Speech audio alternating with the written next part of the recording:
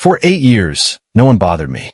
No neighbors, no rules, no HOA letters. Just my land, my cabin, and a quiet life completely off the grid.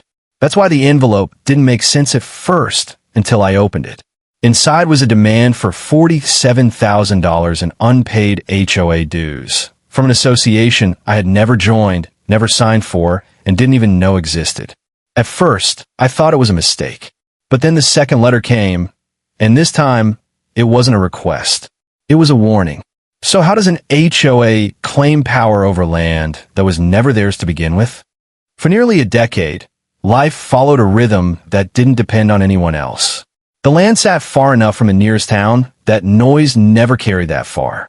Mornings started with quiet, the kind that wasn't broken by traffic or distant construction, just wind moving through trees and the occasional sound of wildlife somewhere beyond the clearing. The cabin wasn't anything extravagant, but it didn't need to be. It was built slowly, piece by piece over time. Every board, every repair, every improvement came from effort, not convenience. There were no streetlights, no saídos, no neighbors close enough to complain about anything. And that was the point. Living off-grid wasn't just about disconnecting from utilities. It was about control, the ability to decide how things worked without interference. Solar panels handled power. A well supplied water. Even the long, uneven driveway felt like a barrier separating that life from everything else. Most people would have called it isolated, but it didn't feel that way. It felt stable, predictable, earned. Occasionally, someone would pass through the area, hunters, hikers, people who wandered a little farther than expected. But those moments were brief. No one stayed long. No one asked questions. And no one ever tried to tell anyone else how to live out there. At least, not at first. The nearest sign of structured community was miles away, a growing neighborhood slowly expanding along the edge of the main road. It started small, a handful of houses, then more, paved streets, identical mailboxes lined up in neat rows.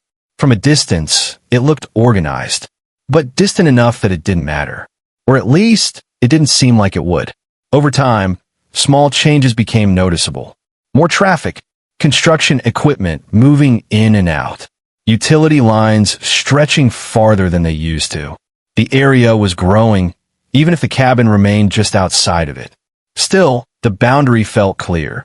Different land, different rules, or so it seemed. The first sign that something had changed didn't come with a letter. It came as something easy to ignore. A vehicle parked farther down the access road than usual. Not close enough to be a problem. Not unusual enough to raise immediate concern. Just there. At the time, it didn't mean anything. But then it happened again. And again. The same type of vehicle. Slowing near the property. Occasionally stopping.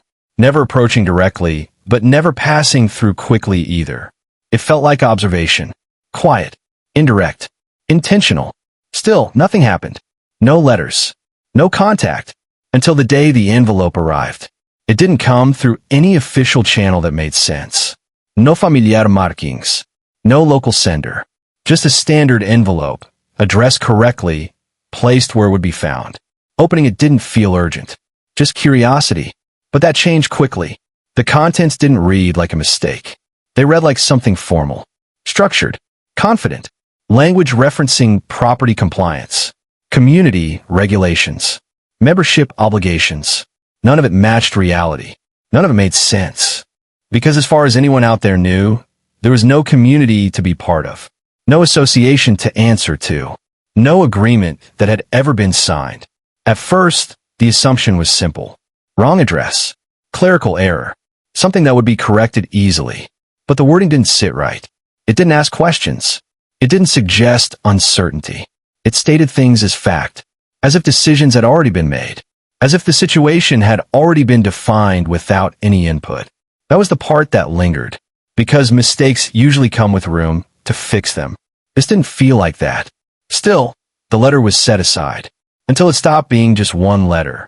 The second envelope showed up less than a week later. Same place, same timing, but this one felt different the moment it was opened. The language had changed.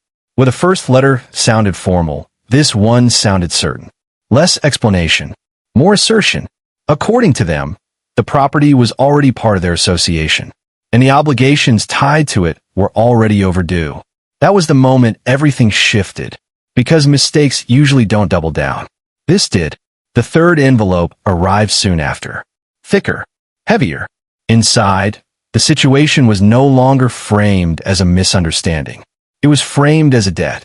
Pages outlined unpaid dues, accumulated penalties, continued noncompliance. And numbers stood out clearly. $47,000. Not estimated, demanded, with a deadline.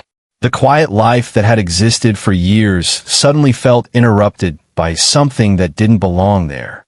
Something structured, persistent, and convinced it had authority. Ignoring it wasn't an option anymore. The number listed on the notice became the next step. The call didn't lead to clarity. It led to confirmation. According to their records, the property fell within their jurisdiction. The dues were valid. The balance remained. No acknowledgement of error. No room for discussion.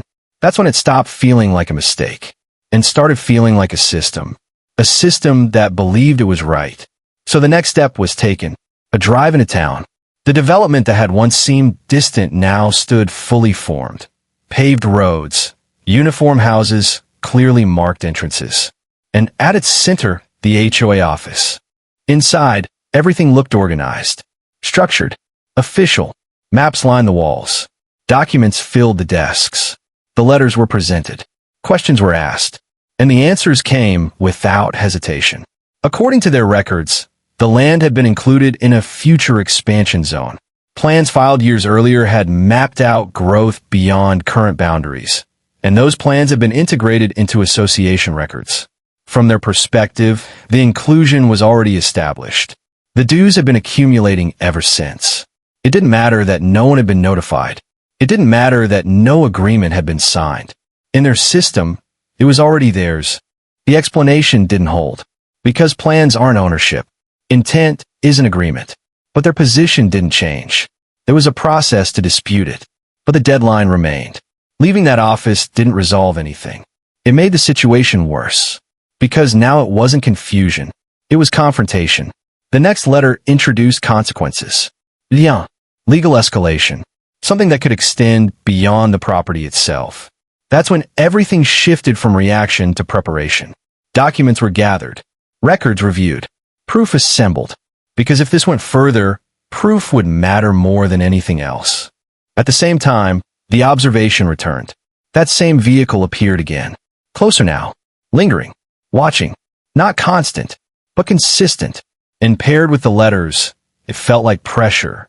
Then came the moment that changed everything. A notice posted at the edge of the property. Public, visible, placed on land that wasn't theirs. That's when the decision was made. Pushback. A formal dispute was written, supported by every document that proved the same truth. The land was not part of their system. It was sent with confirmation. And for a moment, silence. No letters. No calls. Just quiet. But this silence felt different, because something was happening behind it. And soon it became clear what that was. A response arrived. Not a resolution. A hearing. Formal. Structured. And unavoidable. They weren't backing down. They were escalating. The days leading up to it felt different. The land hadn't changed, but the feeling had. Preparation became constant, because whatever happened, they would define everything. The day of the hearing arrived. A quiet room. A long table.